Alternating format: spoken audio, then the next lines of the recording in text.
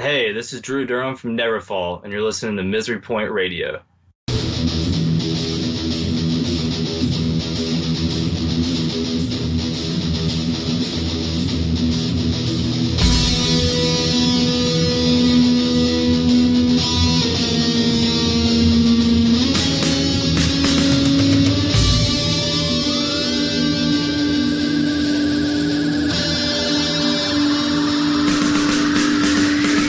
Welcome back to another virus-free episode of Misery Point Radio. Not to say you won't get sick listening. That possibility does exist for those of you that are auditory system compromised, and the symptoms are sadly quite painful. But I appreciate you putting your sanity and well-being on the line to help me justify my existence right now. And you know, if we're gonna make lemonade out of these juicy, delicious, contagion-infested lemons, I can at least say that I'm having the opportunity to have more badass conversations with awesome artists from all over this beautiful flat earth of ours. And today's guest, Drew Durham, did me the honor of indulging me in an epic, socially distanced conversation from 3,000 miles away. Now, I was recently introduced to Drew's band NeverFall by way of Mr. Paul Ray from North Carolina Legends False Prophet. And once I got around to checking him out, I practically punched myself in the face for not checking him out sooner. As some of you know by now, I'm a huge fan of the old school thrash scene, and NeverFall easily satisfies that Jones and tugs at my nostalgia strings. Drew and I had a cool chat about all things NeverFall, their origin, their formative years, the recording process of both their debut EP As the World Burns and their full-length album Blood and Honor, as well as some of the cool bands they played with in the blossoming South Carolina metal scene. We also discussed the plans for the release of their upcoming EP, Admit One, and how the current situation in the world affects that and their other future plans. Trust me, if you're a fan of thrash, old or new school, you need to check these guys out. They're making big waves over on the east coast of the US, and I have no doubt they'll soon be occupying more of the metal airwaves and taking the act to farther corners of the universe. So peel your eyeballs away from those glowing rectangles, put on your hazmat suit, put down that nasty can of 4-year-old pork and beans, and welcome to Misery Point Radio, lead guitarist from NeverFall, Mr. Drew Durham. All right, hey Drew, thanks for hanging out today. I appreciate you joining me on Misery Point Radio. How's it going over there in the old Carolinas? It's going pretty good, man. Thanks for having me out, Mike. Yeah. Appreciate it. Yeah, so are you guys all on lockdown over there right now? Yeah, for the most part, it's not mandated, but, it's pretty much understood, to stay at home, do your part to prevent the spread. Of course, we're not liking it too much, not getting to play any shows. Yeah, I bet. You probably had a bunch of stuff you got to reschedule. So, I see you're sitting there. Are you in a home studio or are you at the studio right now? No, I'm just in my house studio, this is my little jam room area. It's pretty cool. Yeah. I'm in the process of building a proper studio garage / epic outbuilding right now, so I'm jealous of that. One step away. It's a very expensive project, but oh yeah, I guess now I have time to work on things. That's a multi-year project. It is. Sure. It's a big one. Yeah. So cool. Well, your neighbors over there in the old North Carolina are kind of known more for metal than, say, South Carolina. So what's the scene like where you're at? It's actually picked up a lot the last probably 3 or 4 years. Around 10 years ago when we first started playing out, we were playing a lot of Ground Zero and the old Radio Room. Ground Zero's in Spartanburg, the Radio Room's in Greenville. And ever since then, it had a big surge at first, the metal scene was kind of coming up, and then it took a dive. And then probably 3 or 4 years ago, people actually started coming out to, live shows again, which is nice. And it's really picked up, especially in Greenville. It's really picked up the last 2 years, I'd say. I think that I've noticed over the course of the last couple of years, thrash in general has faced a pretty good resurgence. I mean, it's always kind of been Absolutely. there. It's always been a presence. But, the East Coast kind of really got known for death metal for a long time, between Tampa and then, New York. And the whole Florida scene. The Florida, whole New York, coastal scene. But then, North Carolina has always been kind of the hub besides San Francisco on my coast, NC over on your coast. But it seems like that's also spreading, which I think is awesome. I'm a huge fan of kind of old school thrash going back to the 80s. So, and it seems Absolutely. like, as I've become familiar with your music, you guys really seem to be kind of proud of that badge. You get kind of labeled as an old school style band. So what are the calling cards? When somebody says old school thrash, what comes to your mind? To me, it's a lot about the attitude and the aggression, and just having that old school sound where nothing's like too overly produced and pretty just straightforward in your face, Just, I don't know, it's kind of the old school vibe. Like when you hear A Lesson in Violence by Exodus or something, you just know it's old school. Yeah. It's just got that certain kind of sound. But I mean, we're into a lot of modern thrash bands too as well, though. Yeah. That's awesome. And I've seen a lot of modern thrash bands, coming out recently. I mean, I was a big fan of Divine Treachery, of course.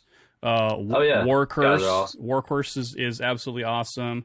One of the things, like when I started listening to you guys, one of the things that I noticed first and foremost was when I think of like old school, like bring me back nostalgia, you got lots of cool tons of galloping kind of guitar parts, but then you got that kind of, call and answer, main vocal, and then the response with the background vocals. And it kind of reminds me of like, Old Testament, Old Exodus, and, Violence and stuff like that. So that's kind of the first thing I noticed about you guys is like, oh man, this is definitely bringing me back. So do you kind of, do you like that designation that people kind of say these guys have that old school sound?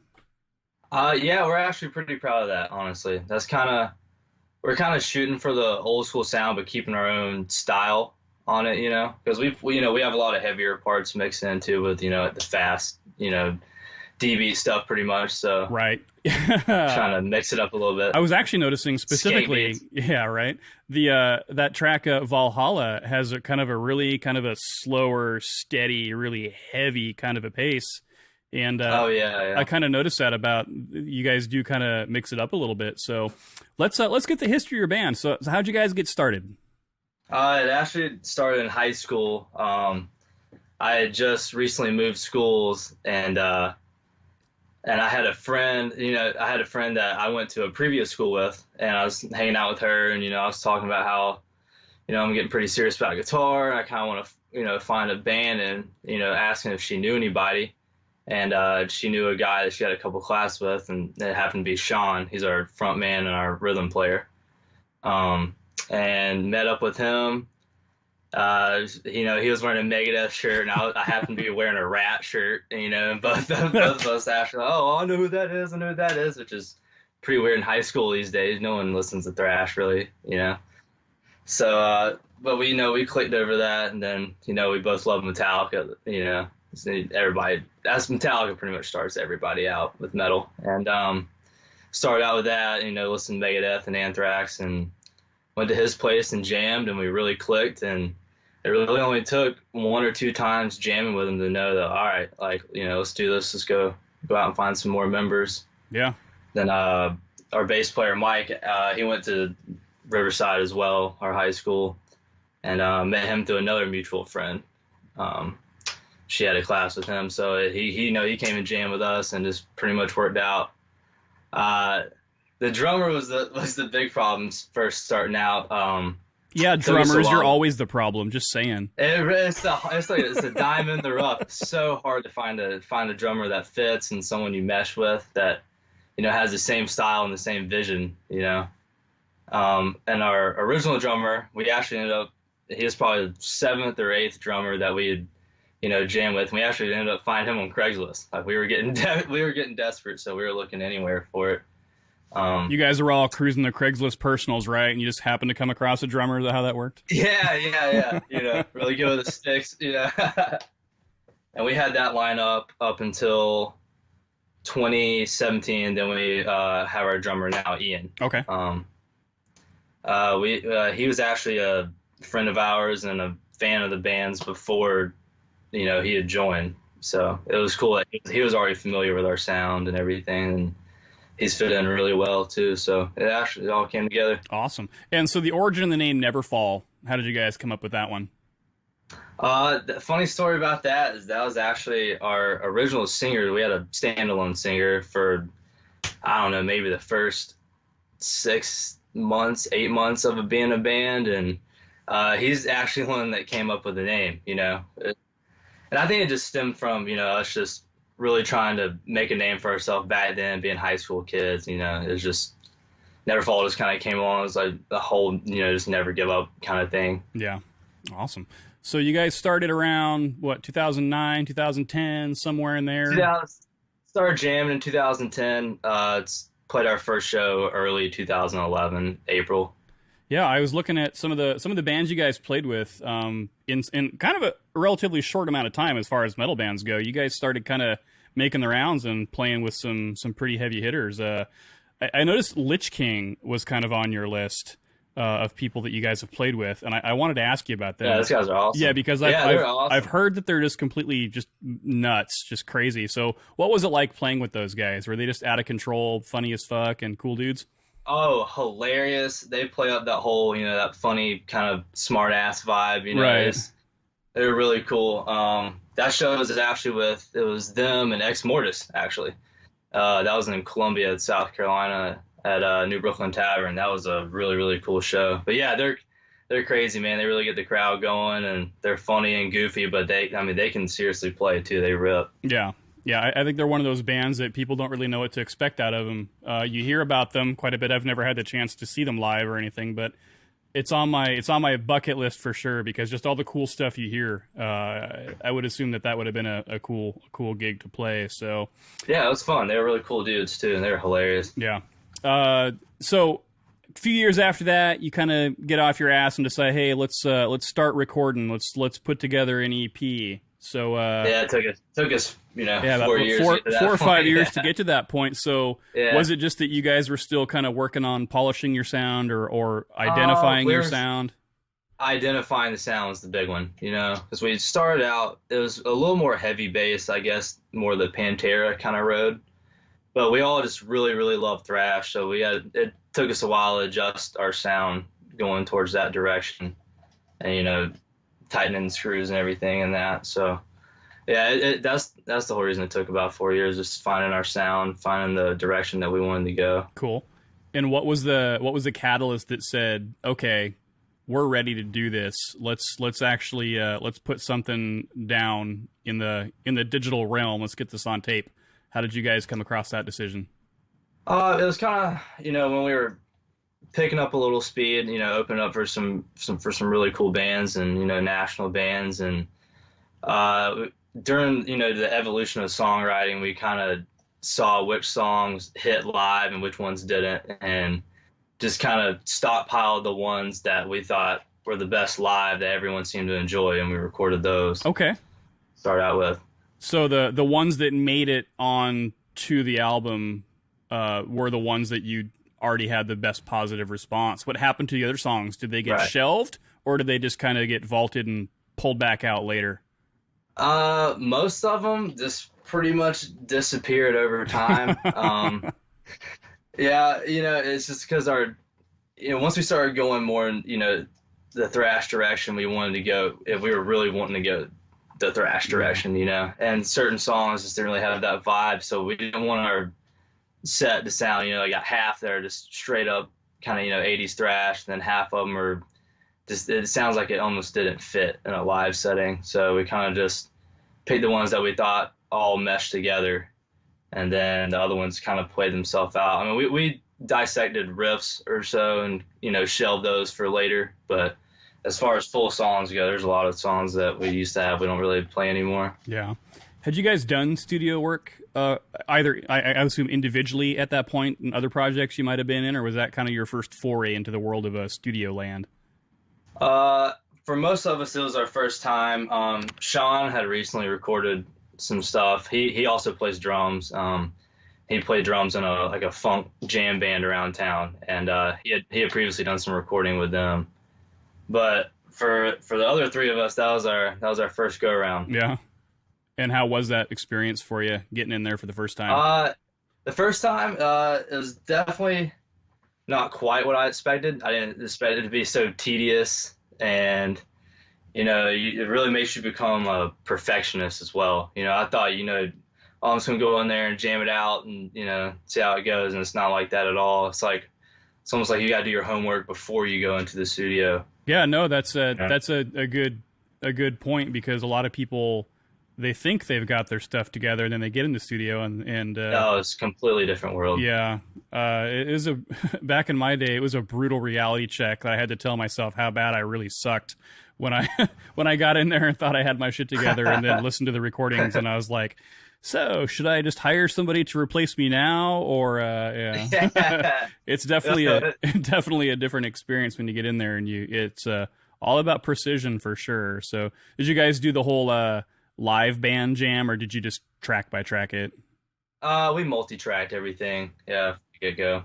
We just thought, I like the live sound, like, the old Slayer sound and everything, and but I don't know, we just kind of wanted to be a little more polished, not too polished where it's overdone, but just the tightness factor of it. Yeah, I actually thought that the As the World Burns has a really good sound. I think it's definitely, I would say it's got a fair level of polish to it, but it's still raw. It still has that old feel, kind of some heavier reverbs kind of bouncing around on there. But I actually really liked how that recording sounded. So did you get a pretty good response to that once you guys released it? Appreciate that. I'm glad you like the sound. Yeah, that one actually hit off pretty well. We had a couple crowd favorites on that one. That was Savage and Right to Bear Arms. Those two always kind of stuck out. Well, we're going to check out one of those songs right now off the debut EP, As the World Burns. This one's called Savage.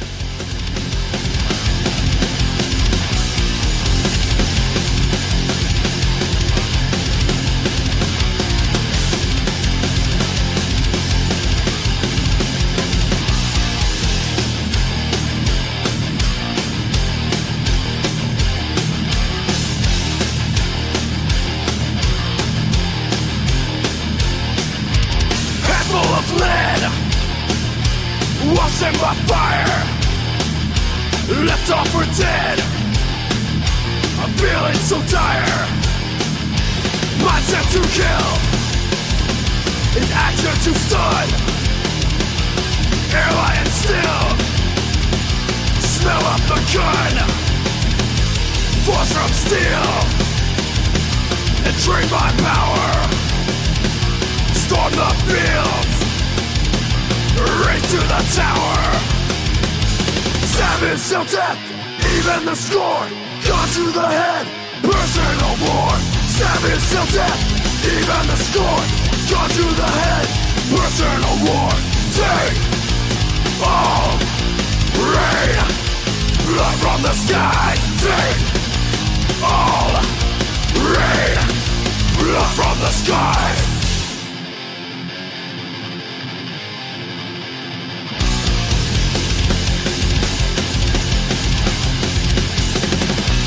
Unleash the carnage, the bodies we claim.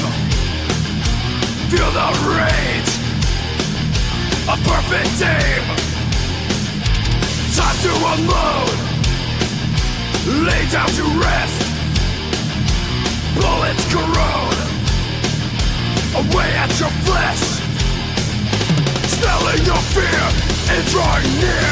Dogs of war, claw at your door. A walk with death, one final breath. Twisted screams, ending your dreams. Clutch your gun, we have won. Kill them all, red to fall. Blood all I see, nowhere to flee. Slaughter or command, be safe demand.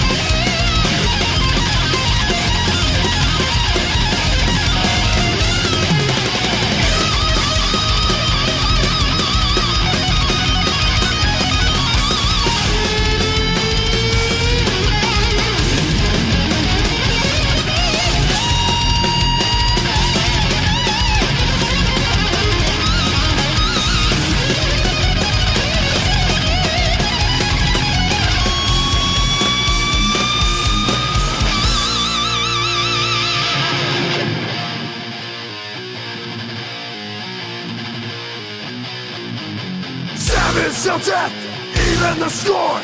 Gone to the head, personal war. Savage till death, even the scorn. Gone to the head, personal war.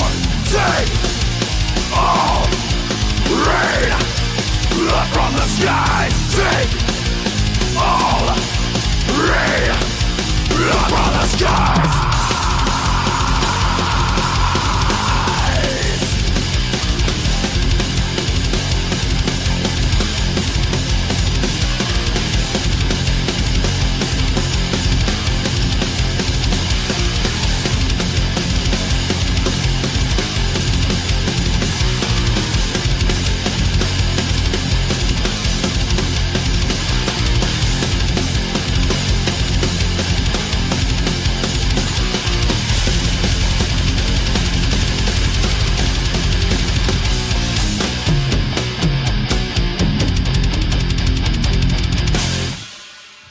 But yeah, you know, it went pretty well once we released it. I think, you know, we've been playing around town for a couple of years, so it was time we needed to put out something. Sure. You know.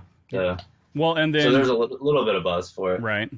Well, and then, you know, you had 4 more years to perfect that sound, because that's about how long it took to get to the next project, right? Yeah. Yeah. Hey, you know, don't rush the awesomeness. Yeah. We tend to do that. We tend to take our time, probably more time than we need. We've tried to be a little bit faster this go around with this new EP, as we pretty much started, you know, recording it maybe 8 months to a year after we released Blood and Honor, our second release. So we got on it pretty quick. We started writing right away as well, instead of waiting 2 years to start writing. And Blood and Honor is a full length. So what was the made you want to go the full length rather than the EP this time? I mean, are you guys on a label, or are you just saying, fuck it, let's just do this ourselves and make this happen? We are independent at the moment. So you know, we're just trying to go full steam ahead, and we feel like, you know, a lot of, you know, we don't want to be one of the bands that puts out 3 or 4 EPs in a row or something like that. I mean, there's nothing wrong with that, but we wanted to, you know, put out, you know, here's our sound. And then we wanted to follow that up with like, well, okay, here's a full length. You know, this is kind of the direction we're wanting to go. Okay, yeah. And so, did you pull out any songs that didn't make it on the last round, or did you start from scratch all the way at the beginning for that one? For Blood and Honor. Yeah. We some of those songs we had previously written for probably about 2 or 3 years. We'd already been playing those, like probably half the record live. Yeah. And then we were like, well, you know, let's just take those half of the songs that we're playing live, and let's write another half and just go ahead and record a full length. So what is your songwriting process like? I mean, are you guys writing these songs all together, or does it start out in pieces and get kind of brought to the boardroom? Most of the time it starts out in pieces. You know, like one of us will have a riff. On Blood and Honor, Sean did the majority of the writing on that one. And then, you know, we each had like he'd pretty much bring a template of a song to us and be like, hey, you know, do you like this, or any parts we should add or switch around, or riffs we want to add, you know, and just kind of Frankenstein it together.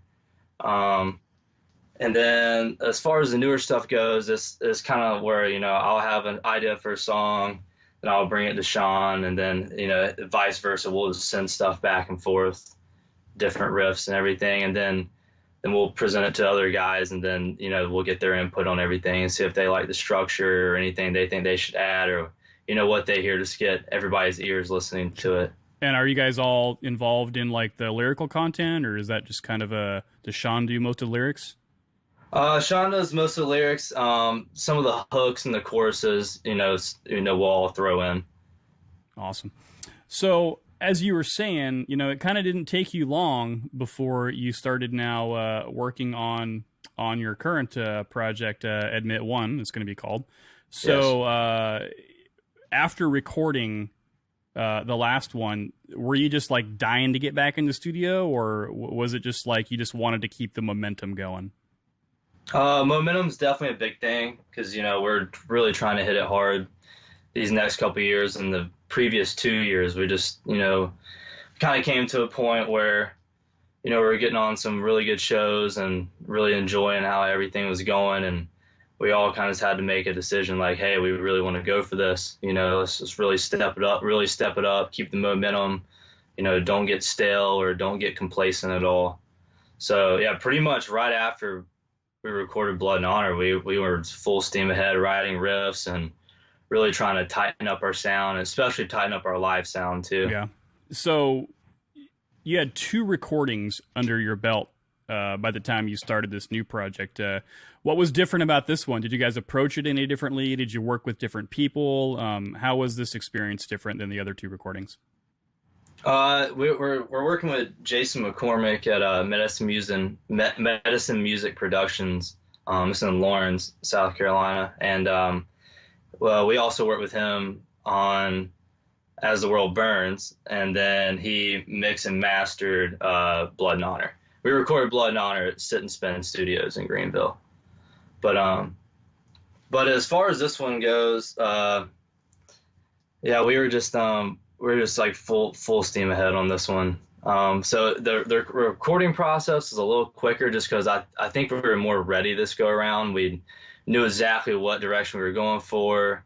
The songs we already had those down before we stepped into the studio this time, instead of going in there and being like, well, I don't know, I don't really like that part. Let's re-record this, re-record that. And so instead of doing that this time, we went ahead and we were a little more prepared this time. So it was a little less stressful for sure. I've definitely been in that element where you get in there and then you start playing around with it, especially when people are recording stuff in different times with the multi-tracking, and you go, yeah, I don't like that part as much as I did earlier. Yeah. And then all of a sudden you find yourself either rewriting songs or scrapping them all together, and that can get kind of expensive. So yeah, it's cool that you can get in there and have that experience behind you to know, hey, this is kind of how we have to approach this particular project. So, and you kind of touched on it also a few minutes ago, but around that time, you guys switched drummers, right? So,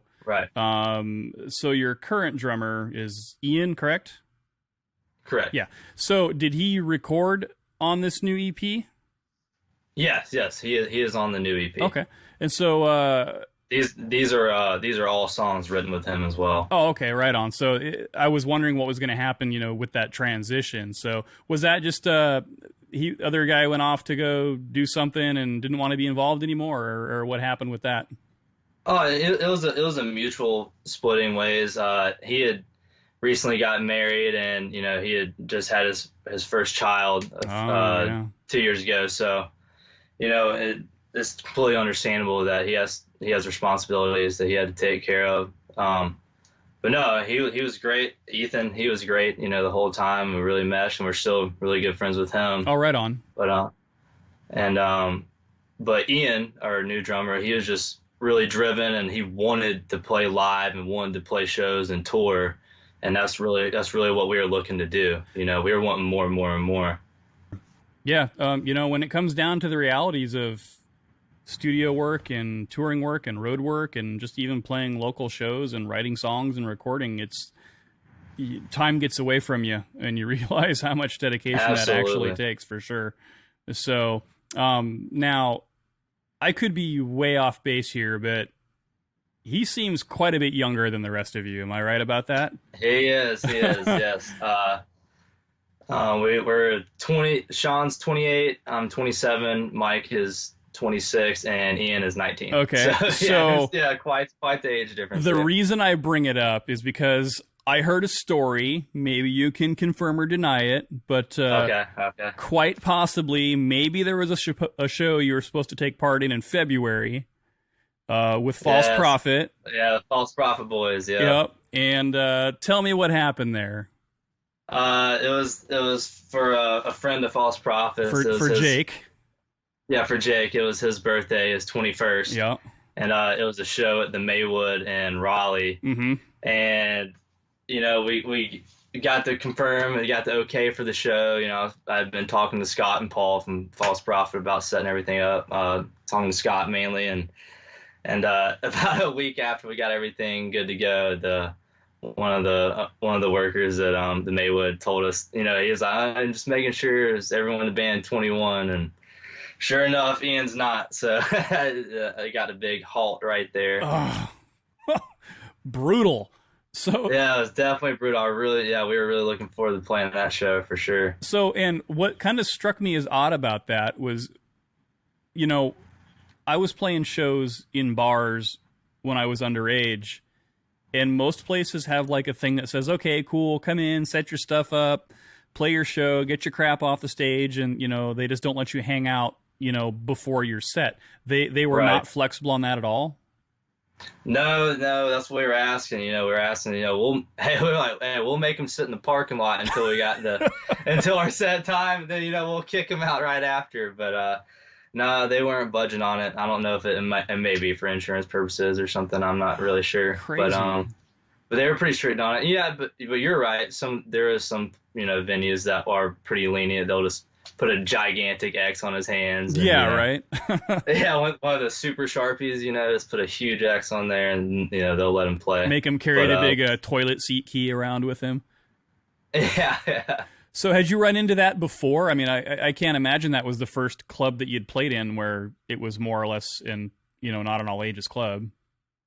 We've ran into it before, but honestly, since he's been in the band, most places have been pretty cool and be like, all right, we'll let it slide, or, we'll just X you out and make sure, just make sure you're not hanging around the bar, just be responsible, That's usually how it goes in most places, but there is that handful of places that are strict and won't allow it. You could have just set your shit up in the parking lot and played out there, called it good. That's what you're thinking. Yeah, go get a generator real quick and play our set in the parking lot. Do an acoustic thrash show. We would do it. We would do it.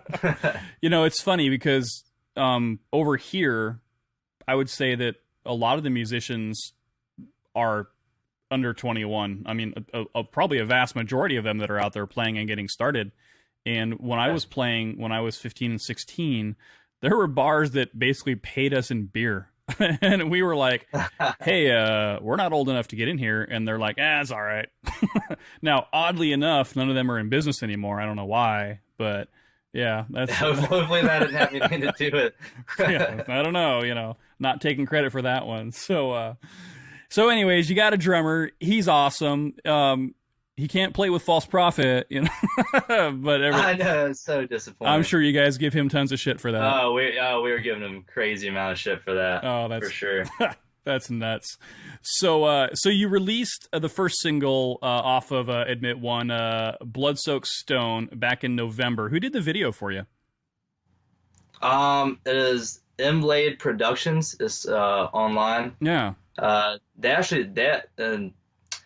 just kind of looking mainly like best bang for your buck, to be honest, and I ended up emailing one of the guys there, and they gave me a quote, and they give you a free 30-second sample, before you make any kind of transaction or anything. And I was really impressed with them. That they had a really, really quick turnaround too. It was less than a week. Oh shit, that's pretty cool. Yeah, it just kind of gave them an idea of a design. Just gave them the logo, the design for that song. And they got it back within the week, and we were really happy with it. So killer. And you guys have released singles off your other recordings as well. Is that something that you like to do then? Yeah, for sure. We like to release. If it was a full length, definitely at least 2 singles. But EP, we'll probably just release this 1 single. We do play Headhunter, that off the Mid One. We do play it live occasionally the last couple of months, just as as a tune-up kind of thing, but, just testing out and see how the reactions we get, and, not really telling people it's a new material. Yeah, just to see what the response is like. Right. You ever put one out there and you got like a great crowd and you start playing, I got it, I'm thinking this is going to love the song, and then you get like crickets? Like that one didn't go over so well. Occasionally, yeah. It also depends on, the bill too. Sure. So, if there's a bill that we're sharing where, we might be the only thrash band, and then we go play our, a fast song, the fastest one, it doesn't really go over well all the time. Right. It really just depends on the situation. Yeah. I've been on bills with like country bands. You know, back in the day, day where there was not enough clubs, you know, you would just the promoters would just be like, I just need to fill up the bill, and they would just start taking names and be like, all right. So I remember one time we played, and I was in it was a death metal band, and we played like 3 notes. And we cleared that fucking place because it was turn it to 10. Yeah, man, it was like, hey, thanks for showing up, and then like everybody had cowboy hats on and everything, and I was like, this is odd, you know, and you know we're not being judgmental about it, but we're like, this doesn't really look like our crowd, and sure enough, it was not our crowd. So yeah, it was band practice at that point.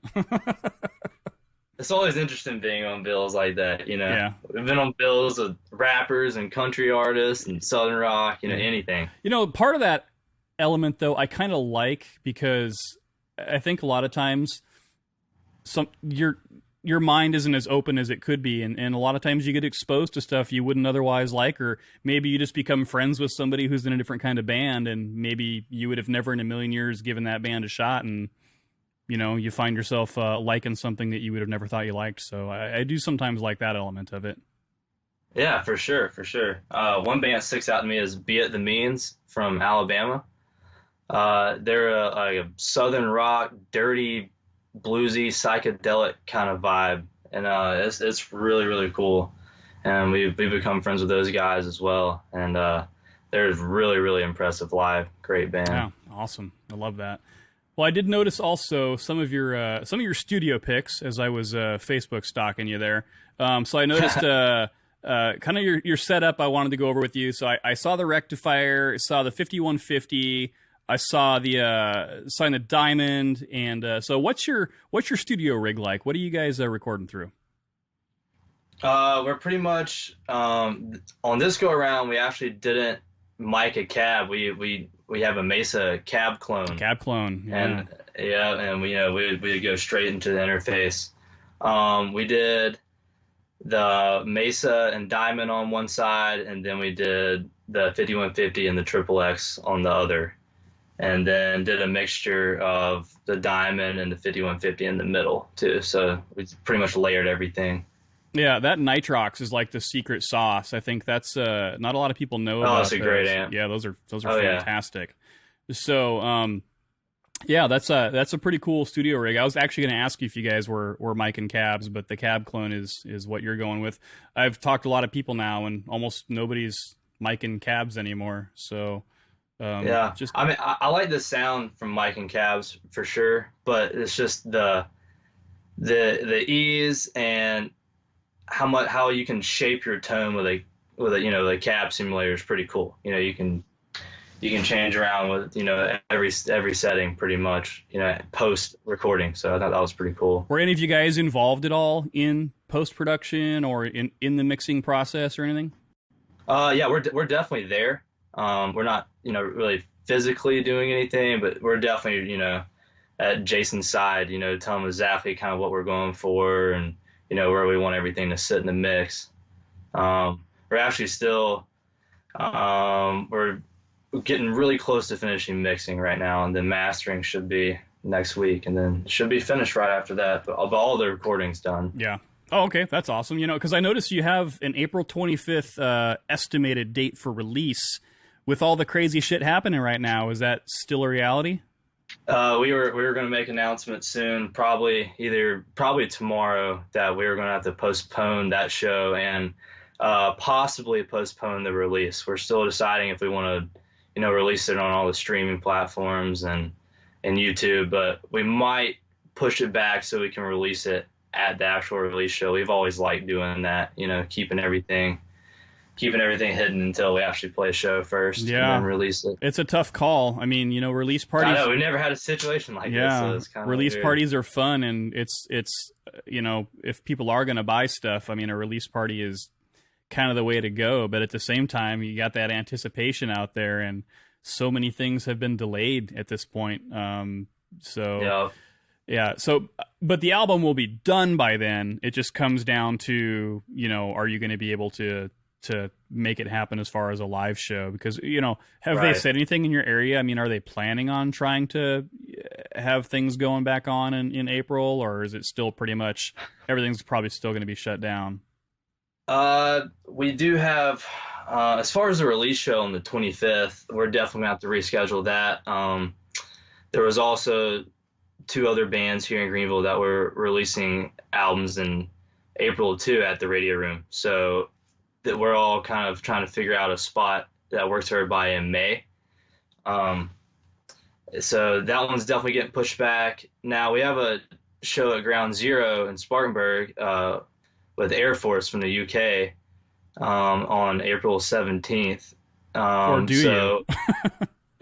See, it's kind of it's still planning on happening, but we don't really 100% know for sure yet. Well, you haven't especially gotten, since they're traveling from the UK too, so yeah. we don't know how. And you haven't gotten word from the club directly yet saying no way. No. He hasn't messaged us yet saying that it's on or off. It's on for now. That's kind of where we're at. Sure. Well, bummed. Disappointing. Disappointing, but I mean, it's coming. It's still there. Well, it'll be out in the world. Oh yeah. No, yeah, we're itching to get back though, for sure. So besides the release, then what else do you guys have planned? I mean, do you have stuff out farther than that, or are we still now in the process of get it released and then start booking more shows? We have a tour planned in May 22nd through the 31st. Okay. And we were supposed to release that info already. We were going to release it this week with a flyer and everything, but we're kind of hesitant to do that because, some of the venues are saying, hey, we'll get back to you in a few weeks and see if this is still on. So, but yeah, that's why it's been disappointing here recently. We had to cancel 3 shows, last weekend, and then, with the 2 April shows kind of up in the air, there were definitely a release show getting moved back. We were trying to get those shows in before we hit the road, but we'll see what happens. Yeah. Hopefully we can still hit the road. That's what we're really looking forward to. I would love nothing more than for that element to to get going again. Of course, I understand the reasons why sometimes that just can't happen. So this tour that will happen at some point. How did it get set up? Was this something that you guys drove yourselves, or were you asked to kind of hop on it? No, we did everything ourselves. We're going out on the road ourselves. Our buddies from the Cast of Creatures in Atlanta may join us for a few of the Florida dates, but that's still up in the air as well too. But yeah, we booked everything ourselves. Mike, our bass player, did probably 90% of booking everything. So. Oh dang. Yeah, he did the legwork on that one for sure. Awesome. Well, it's a lot of work to put those together. So hopefully that you guys can, get back on board with that once all the craziness dies down and kind of get back to business. Before I forget though, I saw another post, something about a skate deck. Did you guys ever get that skate deck built? Sean's still working on it. Sean, he likes to paint and draw. He's artistic, so I think he's sanded. He did one design, then he sanded it off, wasn't happy with it, and then he dyed it like a greenish color on the bottom, and we're gonna do a different color on top. So we're still working with it. Okay. But we're gonna try to find a design we like, and if that's something that kind of hits with the merch sales and everything, we'll try to do a couple more of those. Maybe do a limited run or something. All right. So you're building them yourself though. Yeah. You're not going through like Check Your Head skateboards or anything like that. He went through some hotel, retailer, but I'm not sure which one it was. Ordered it somewhere offline. Yeah, the skateboard thing it's a blank deck. is awesome. I mean, I've seen a lot of stuff come through, and I would have never in a million years thought metal fucking skateboards, but now they're all over the place, and I'm like, I don't know, I'm too old and fat to skate now, but it looked pretty badass hanging on the wall in the studio. That'd be pretty killer. Oh yeah, for sure. Yeah, we kind of got the idea from Municipal Waste. Yeah, they put out some awesome skate decks. They were we saw a couple for sale when we went and saw them in Exodus at the Masquerade a couple years ago. That was awesome. Yeah, Obituary has some pretty killer ones out there too. Oh yeah, I forgot about Obituaries. Yeah, and I think Possessed either put some out or was about to put some out at some point. I remember seeing some designs for it. Yeah, I think that's the new That's the new awesome thing with merch. So, well, you know, speaking of merch, then, are you guys seeing a ramp up on any online orders for your stuff right now, since they can't get them at the shows? We're actually trying to get our big cartel set up right now. We're going to switch everything from Bandcamp over to Big Cartel to make, you know, which we obviously support Bandcamp and we'll keep it on there as well, but we're going to put the majority of everything on Big Cartel. It'll be a little bit easier to keep up with inventory and everything. So hopefully sometime before the tentative release date of the record, we'll have it up by then. Definitely before May. Before May, awesome. Yeah. And do you have any other I guess internal projects planned? I mean, you guys planning on doing any like live streaming or kind of web-based things to connect with fans during this time? I've noticed that seems to be a big thing right now. Yeah, that's cool. I think that's really cool that a lot of bands are doing that. I think we might try to do like a little weekend rundown of it, if that, you know, like go to you know, live stream at 3 different places, you know, kind of switch it up, get something each night. Like your kitchen, your living room, your bathroom, those 3 places. Yeah. We you know, we were thinking about doing one at our buddy's studios. He's actually got some, you know, we can actually mic our cabs and everything. Oh. But then we practice at a hair salon, so we're thinking about doing a set there too. What? Yeah. At a hair salon. That's your practice space, is a hair salon. Yeah, it's an actual hair salon. Yeah. That's amazing. So when you're all nasty and sweaty and you need to get your hair done, when you're done, you just kind of plop your ass down in the chair and say, have at it. You know, get a perm real quick. Awesome.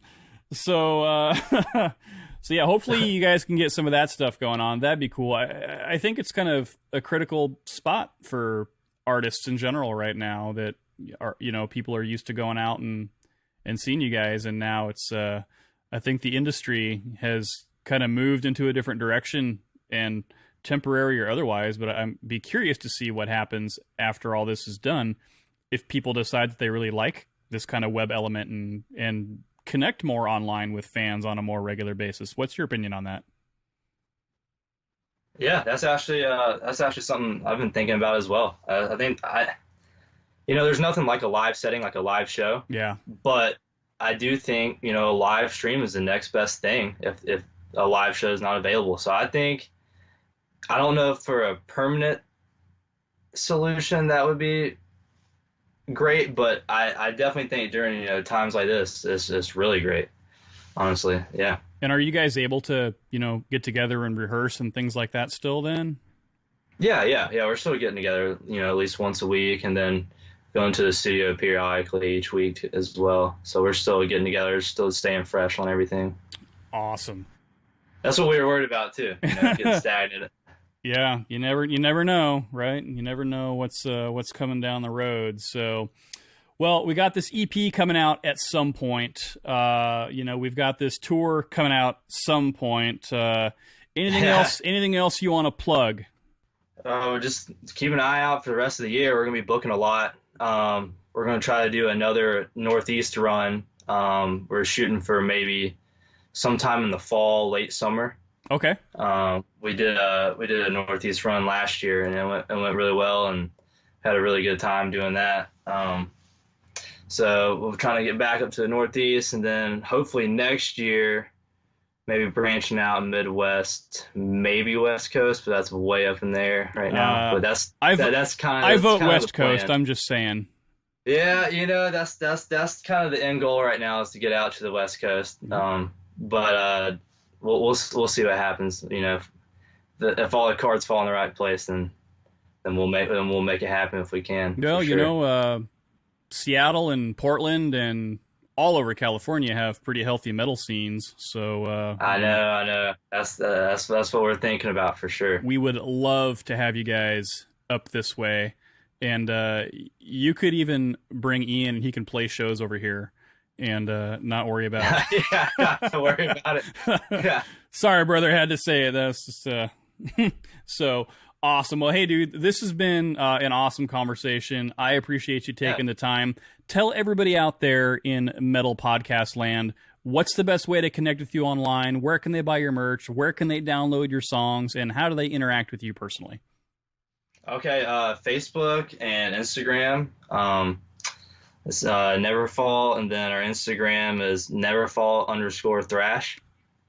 YouTube is the same username as well. But definitely Instagram and Facebook for sure. Awesome. Be the best ways to stay in touch and keep updated on everything. Okay. And Bandcamp for downloads and Spotify? Yeah, it's NeverFall SC at Bandcamp. Awesome. Well, you guys heard it right there. Support everybody in this crazy time. Buy their merch. Download their stuff. I'd say go see them, but you can't do that. So hopefully soon. Hopefully soon. Well, thanks, Drew, for hanging out today. I appreciate everything that you guys are doing. And hopefully there's not too much more delay, and we'll get to see your new epic project, Admit One, hit the stands sooner rather than later. Thank you, brother. Awesome. Thank you, Mike. Appreciate you having me, man. Yeah. Also want to give a thank you and a shout out to Paul and Scott from False Prophet for turning me on to these guys. I appreciate the hookup. I'm definitely excited to support NeverFall on all their future endeavors. I want to congratulate Drew, Sean, Ian, and Mike for putting together a super kick-ass band, and I'm confident that we won't have to wait too long for the release of Admit One. Make sure in the meantime that you like their pages, follow on all their social media so that you can stay up to date with all of their awesomeness. And do me the favor and do the same for Misery Point Radio. Comment on the pages, leave some reviews, check out the artists we feature, support artists of all kinds. And now, closing it out, the first single off the upcoming NeverFall EP, Admit One, here's Blood-Soaked Stone.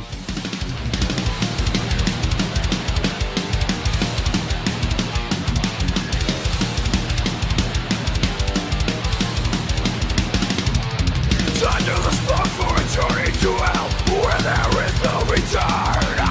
Conviction of murder, shattered bone, blood for trauma, justice is served. Screams, echo, row, the streets.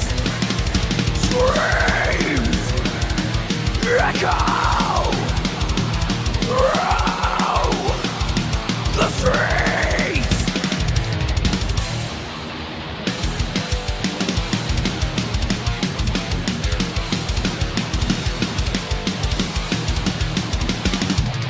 Days and nights, punishment lives, left to rot in the sun. Ravens pick at the flesh, only God can save your soul. Screams, echo, row, the streets. Screams, echo, row, the streets.